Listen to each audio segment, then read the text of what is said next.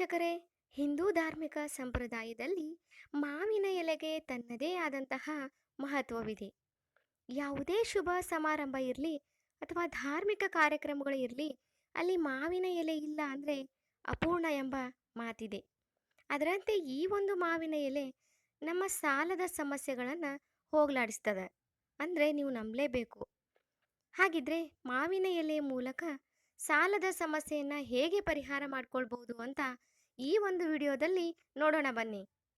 ಅದಕ್ಕೂ ಮುನ್ನ ನೀವಿನ್ನು ನಮ್ಮ ಚಾನಲ್ಗೆ ಸಬ್ಸ್ಕ್ರೈಬ್ ಆಗಿಲ್ಲ ಅಂದರೆ ಸಬ್ಸ್ಕ್ರೈಬ್ ಮಾಡ್ಕೊಳ್ಳಿ. ಮತ್ತಷ್ಟು ಮಾಹಿತಿ ನೀಡಲು ನಮಗೆ ಬೆಂಬಲ ನೀಡಿ ಅಂತ ಹೇಳ್ತಾ ಇಂದಿನ ವಿಷಯಕ್ಕೆ ಬರೋಣ. ವೀಕ್ಷಕರೇ, ನೀವು ಏನಾದರೂ ದೀರ್ಘಕಾಲದಿಂದ ಸಾಲದ ಸಮಸ್ಯೆಯನ್ನು ಎದುರಿಸುತ್ತಿದ್ದೀರಾ? ಹಾಗಿದ್ರೆ ಈ ವಿಧಾನವನ್ನು ನೀವು ತಪ್ಪದೇ ಫಾಲೋ ಮಾಡಿ.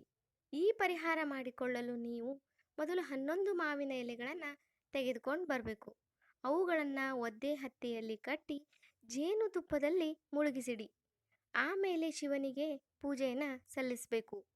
ಈ ವೇಳೆ ನೀವು ತಂದಂತಹ ಮಾವಿನ ಎಲೆಗಳನ್ನು ಶಿವಲಿಂಗಕ್ಕೆ ಅರ್ಪಿಸಬೇಕು.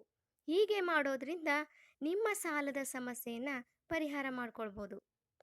ಇನ್ನು ವೀಕ್ಷಕರೇ, ನೀವು ಮಾವಿನ ಎಲೆಯಿಂದ ಪೂಜೆಯ ಸಮಯದಲ್ಲಿ ಮನೆಯ ಪ್ರತಿ ಸ್ಥಳದ ಮೇಲೆ ನೀರನ್ನು ಸಿಂಪಡಣೆ ಮಾಡುವ ಮೂಲಕ ಸಹಿತ ಸಮಸ್ಯೆಗಳನ್ನು ಪರಿಹರಿಸಿಕೊಂಡು ಆರ್ಥಿಕವಾಗಿ ಸದೃಢನಾಗಬಹುದೆಂದು ನಂಬಲಾಗಿದೆ.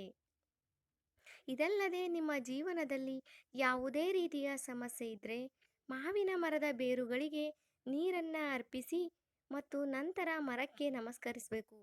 ಹೀಗೆ ಮಾಡೋದ್ರಿಂದ ಜೀವನದಲ್ಲಿನ ಸಮಸ್ಯೆಗಳನ್ನು ಪರಿಹಾರ ಮಾಡಿಕೊಳ್ಬಹುದು ಮತ್ತು ಶೀಘ್ರದಲ್ಲೇ ನೀವು ಯಶಸ್ಸಿನ ಹಾದಿಯನ್ನು ಕೂಡ ಕಾಣಬಹುದು.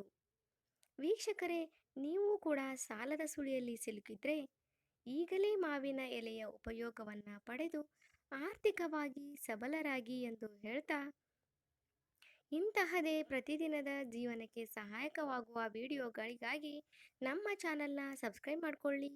ಈ ವಿಡಿಯೋ ಇಷ್ಟವಾದಲ್ಲಿ ಲೈಕ್ ಮಾಡಿ, ಶೇರ್ ಮಾಡಿ. ನಮಸ್ಕಾರ.